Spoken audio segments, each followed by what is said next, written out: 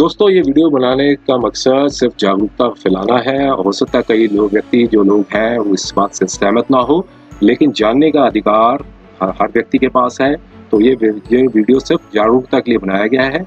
जैसे कि वीडियो का जो टॉपिक है वो है, क्या कॉकलियर इम्प्लांट शरीर के लिए क्या हानिकारक है? तो इस सवाल का जवाब हम इस वीडियो में खोजने की कोशिश करेंगे। तो ये पार्ट 1 है, हम ये वीडियो का बना रहे हैं। इस वीडियो में हम जो डॉक्यूमेंट्स हमारे समक्ष आए हैं वो आपके सामने लाएंगे और दिखाएंगे, और कि क्या ये शरीर के लिए हानिकारक हो सकता है कि नहीं हो सकता है। तो जैसे कि आप जानते हैं, कॉकलियर इम्प्लांट को अगर आप गूगल में टाइप करेंगे तो इस प्रकार की कई फोटोज हैं, वो फोटोग्राफ्स हैं आपके समक्ष आ जाएंगी।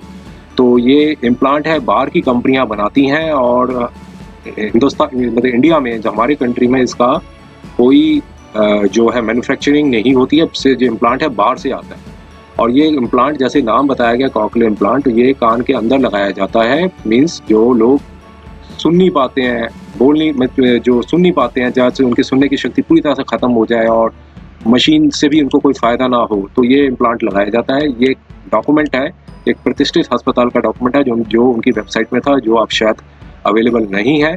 तो इसके बारे में बताया गया कॉकलियर इम्प्लांट होता क्या है। एक देखिए, कॉकलियर इम्प्लांट के 2 पार्ट होते हैं। एक एक्सटर्नल पार्ट जो माइक्रोफोन, स्पीच प्रोसेसर और ट्रांसमीटर होता है, और जो माइक्रोफोन जो है कान पे के पीछे लगाया जाता है, वो सिग्नल को उठाता है, जैसे माइक्रोफोन उठाता है, हेयरिंग एड का जैसे की तरह लगता है। जैसे हेयरिंग एड का जो माइक्रोफोन होता है वो फिर स्पीच प्रोसेसर के पास भेजता है। स्पीच प्रोसेसर जो एक डब्बी के आकार में होता है, या तो बेल्ट के आकार में होता है, या फिर अलग अलग तरह के होते हैं स्पीच प्रोसेसर, जो अब कान के पीछे भी बने होते हैं।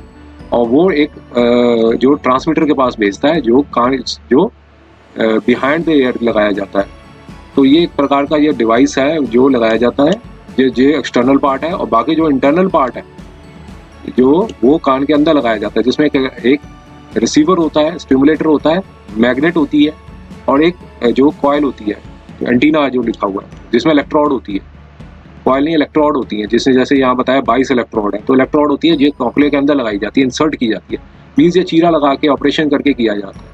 अब वीडियो बनाने का मकसद क्या था? वीडियो बनाने का मकसद ये था, ये नहीं था कि कॉकलियर इम्प्लांट क्या होता है। अब कॉकलियर इम्प्लांट के बारे में थोड़ा सा और जाने के बाद हम यहाँ पर चलते हैं कि इस डॉक्यूमेंट में लिखा था कि जो कॉकलियर इम्प्लांट है वो जब तक 3 FDA से अप्रूव्ड है, वो 3 कॉकलियर इम्प्लांट ही हमारी मार्केट में है, जैसा ये डॉक्यूमेंट बताता है।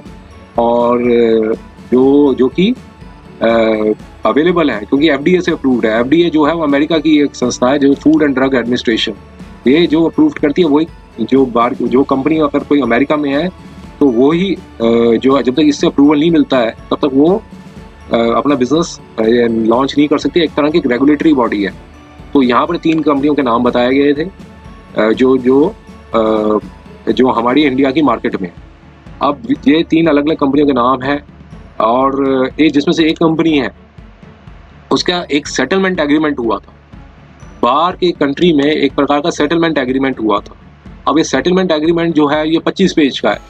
इस सेटलमेंट एग्रीमेंट में एक केस डाला गया था। तो मैं इसको हिंदी रूपांतर बता देता हूँ, ये क्या था उसका मैंने यहाँ पर रखा है। एक रिलेटर जिसे कहते हैं, जैसे हमारे कंट्री में एक विसल ब्लोअर एक्ट होता है।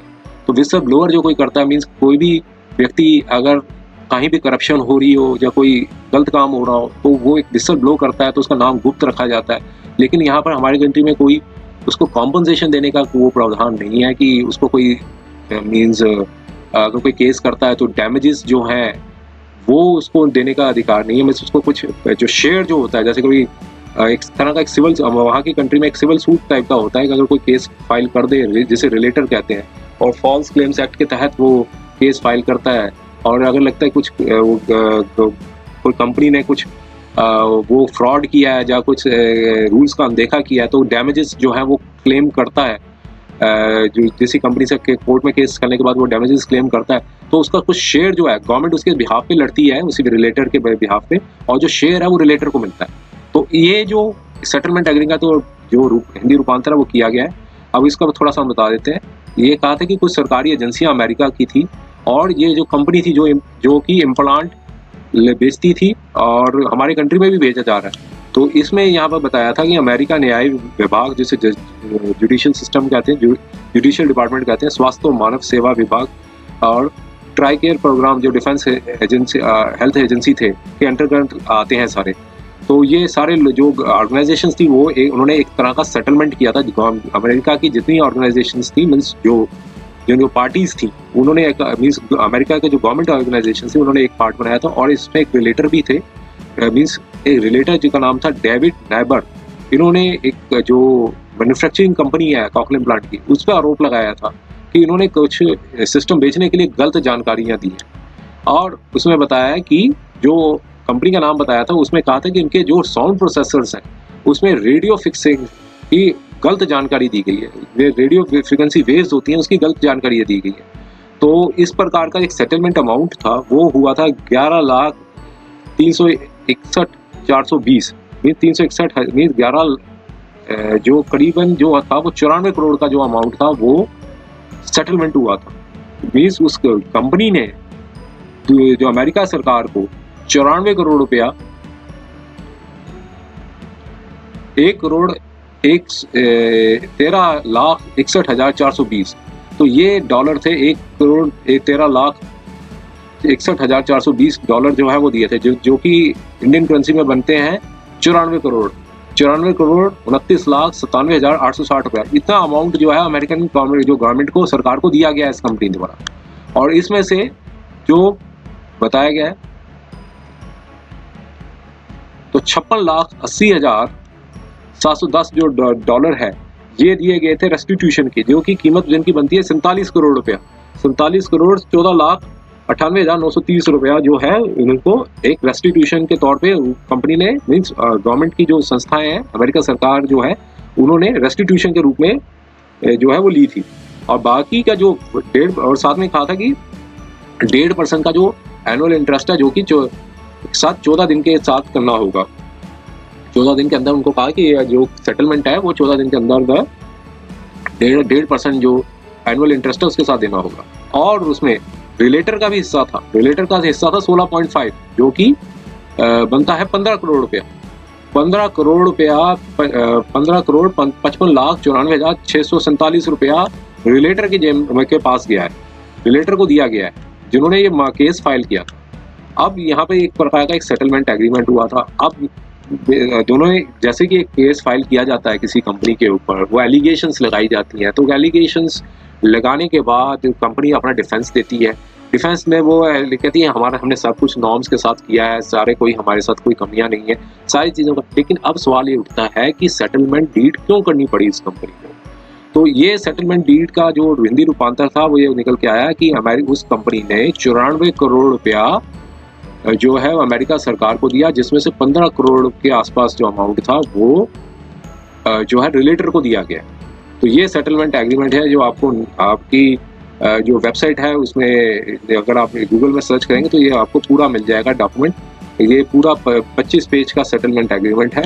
अब देखिए ये सेटलमेंट एग्रीमेंट है, ये देखिए ये सब सिग्नेचर्स भी अवेलेबल है इनके, जिन्होंने जो अटॉर्नी थे, चीफ डिविजनल थे। और साथ में ये इस एग्रीमेंट में ये कहा है कि जो जुरिस्डिक्शन है, तो कोई भी इसमें कोई भी संबंध में कोई विवाद होगा, ये पेनिनसुला डिस्ट्रिक्ट है अमेरिका की, वहाँ की जिला न्यायालय में ही हल किया जाएगा। पेनिनसुला में जो जगह है वहीं पर इसका जुरिस्डिक्शन होगा। तो सेटलमेंट जो था, एग्रीमेंट था, वो दोनों के बीच में हुआ है, अमेरिका की सरकार के बीच में और जो कंपनी है, जो कंपनी जो बनाती है मैन्युफैक्चर, उन्होंने ये इसका सेटलमेंट एग्रीमेंट किया है। अब ये सवाल उठता है कि जो सेटलमेंट एग्रीमेंट कर तो दिया, अब ये कंपनी जो है हमारे कंट्री में भी इसका इंपोर्ट कर रही है और ये बिजनेस कर रही है। अब इसके बारे में ये बताया जा रहा है कि रेडियो फ्रिक्वेंसी जो वेव्स है वो निकलती हैं। अब रेडियो फ्रिक्वेंसी वेव्स है उसके बारे में भी एक जो मीन्स अगर आप वेबसाइट देखेंगे तो उसका क्या हार्मफुल इफेक्ट है वो बताया जा रहा है रेडियो फ्रिक्वेंसी का। जो सिंडली रूसल है उनका एक स्लाइड्स है वो बनाई है उन्होंने, कि उन्होंने बताया था कि हेल्थ रिस्क क्या है आरएफ एक्सपोजर की। जो इम्प्लांट है जो हमारे शरीर जिस किसी व्यक्ति के शरीर में लगाया जाता है, अगर उसकी जो रेडियो फ्रिक्वेंसी जो रेडिएशंस है उसका क्या हार्मफुल इफेक्ट हो सकता है, तो ये एक जांच का विषय है। और उन्होंने एक स्टडी की थी, उन्होंने अपने जो अपनी स्लाइड्स हैं उसका कुछ एक्सट्रैक्ट्स हैं वो आपके समक्ष लेकर आए हैं। उन्होंने बताया था कि एक टॉपिक बनाया था health risk of radio frequency exposure. तो ये एक सिंडी रूसल है एमडी, उन्होंने अपना ये जो स्लाइड्स में बताई थी, उन्होंने बताया था ये अगर किस तरीके का एक्सपोजर हो रहा है, जैसे टाइम मैटर करता है, कितने समय के लिए एक्सपोजर हो रहा है, डिस्टेंस मैटर करता है, फ्रिक्वेंसीज क्या है, मॉड्यूलेशन क्या है। तो ये स्लाइड्स उन्होंने अपने ये बनाई थी, बताया गया था। तो इस क्या ये हार्मफुल है, ये वायरलेस रेडिएशन जो लगाई जाएंगी? तो फिजिसिस्ट तो कहते हैं नहीं, लेकिन बायोलॉजिस्ट कहते हैं कि हाँ, इससे ऑक्सीडेशन होता है। ऑक्सीडेशन की जो स्टडी है वो ये बताती है कि इससे डीएनए डैमेज हो जाता है, लिपिड प्री ऑक्सीडेशन हो जाता है, मेम्ब्रेन डिस्ट्रप्शन हो जाती है, जो सेल्स होते हैं उसकी मेम्ब्रेन होती है वो डिस्ट्रप्शन हो जाती है। और ये रेडियो फ्रिक्वेंसी रेडिएशन का अगर ऑक्सीडेटिव स्ट्रेस की वजह से ये इन्फ्लामेशन हो जाती है, और इन्फ्लामेशन होने से ये स्टडीज की गई हैं, जैसे कैंसर की स्टडी की गई है, रिप्रोडक्टिव हार्म की दी गई है, न्यूरोलॉजिक डिसफंक्शन हो सकता है। ये स्टडीज 2017-2018 में की गई, कार्डिक डिजीज के बारे में बताया गया। तो इस प्रकार की जो हानियां शरीर में हो सकती हैं, और जिसमें बताया कि बच्चे बहुत ज़्यादा वनरेबल होते हैं ईएमआर से, इनका स्किल्स थनर हो जाता है, और हाई कंटेंट ऑफ वाटर जो है ब्रेन में होता है, और रेडिएशन ज़्यादा ऑब्जर्व होती है 2 से 5 गुना ज़्यादा। क्योंकि अगर बच्चों में अगर इम्प्लांट किया जा रहा है तो उसकी रेडियो फ्रिक्वेंसी का क्या दुष्प्रभाव पड़ेगा, तो ये तो जांच का विषय है। लेकिन आप यहाँ पर बताया कि नेवल मेडिकल रिसर्च इंस्टीट्यूट थी, उन्होंने बताया था कि न्यूरोलॉजिक इफेक्ट्स क्या है non ionising radio frequency radiation. तो उससे बताया हेडेक हो जाती है, इंसोम्निया में नींद नहीं आना, फटीगनेस होना, एंग्जाइटी होना, कंसंट्रेशन का वजह से मीन्स कंसंट्रेशन कम होना, मेमोरी लॉस होना, चक्कर आना, इरिटेबिलिटी होना, ईईजी चेंजेस होना, सीजर्स होना, कार्डिक चार्ज चेंजेस, हार्ट में प्रॉब्लम्स होना। तो ये सारी स्टडीज की गई हैं।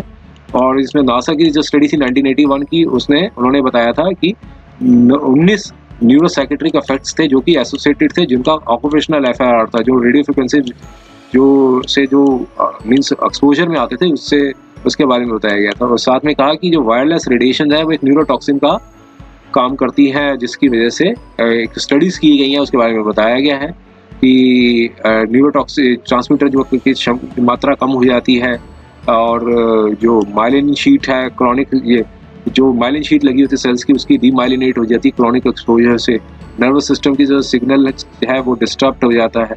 तो ये सारी स्टडीज की गई हैं। और साथ में IARC ने क्लासीफाई किया था रेडियो फ्रिक्वेंसी जो इलेक्ट्रोमैग्नेटिक फील्ड्स है वो कार्सोजेनिक है टू ह्यूमंस, मीन्स इससे कैंसर होने का भी उन्होंने बताया है, खतरा हो सकता है। और साथ में बताया कि डीएनए डैमेज हो जाता है, कैंसर हो जाता है, और जो ऑक्सीडेशन जो मेजर फैक्टर है डीएनए डैमेज का वो टॉक्सिन से होता है, और डीएनए से जो रिपेयर मैकेनिज्म्स है वो कॉन्स्टेंटली होता रहता है, तो जिसकी वजह से म्यूटेशंस होती हैं, और जो म्यूटेशंस एक्यूमुलेट हो जाती हैं, तो जिससे कैंसर होने की संभावना, जैसे कैंसर हो जाता है, ये चीज़ बताई है उन्होंने। तो ये सब स्टडीज बताई गई हैं। अब क्वेश्चन ये उठता है कि यहाँ पर ये देखिए, ये भी बताया कि वायरलेस रेडिएशन है कैंसर और डीएनए, मीन्स कैंसर होने की संभावना और डीएनए डैमेज की संभावना से जो उन्होंने स्टडीज की गई हैं उसमें निकल के आया है। अब ये सवाल उठता है कि जो अब अगर इतनी हार्मलेस है ये, और इम्प्लांट किया जा रहा है जो लोगों के ऊपर, तो क्या इस सबसे जो व्यक्ति हैं जिनको ऊपर इम्प्लांट किया जा रहा है, तो क्या उनकी सेहत के लिए हानिकारक है कि नहीं है? तो ये रेडियो फ्रिक्वेंसीज के बारे में जो स्टडी की गई है, अगर हानिकारक नहीं है तो एक प्रकार का सेटलमेंट एग्रीमेंट क्यों किया गया वहाँ की कंपनी के साथ, और वो सेटलमेंट एग्रीमेंट था तो यहाँ पर हमारी कंट्री में क्यों इसका जो है इम्पोर्ट हो रहा है?